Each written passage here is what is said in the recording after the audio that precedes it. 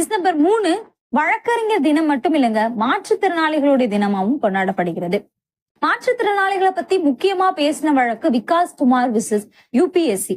So யூபிஎஸ்சிக்கு எதிராக வழக்கு போடுறாங்கன்னா கண்டிப்பா அவர் ஒரு சிவில் சர்வீஸ் ஆஸ்பிரண்டா இருப்பாரு. அவர் அந்த எக்ஸாம் எழுதணும்னு போறாரு. அந்த சமயத்துல இவருக்கு இருக்கக்கூடிய டிசபிலிட்டினால, நர்வல் இஷ்யூனால இவரால எழுத முடியாதுன்னு சொல்றாங்க. அதுக்கு காரணம் என்ன சொல்றாங்கன்னா, நீங்க சிவில் சர்வீஸ் எக்ஸாம் ரூல்ஸ் 2018 படி 40% பாதிக்கப்பட்ட நபர்களுக்கு மட்டுமே ஸ்கிரைப் வச்சு எழுதக்கூடிய உரிமை இருக்கு, உங்களுக்கு இல்ல அப்படின்னு சொல்றாங்க. இதனால இவர் வழக்கு போடுறாரு. இது சுப்ரீம் கோர்ட் வரைக்கும் போகுது.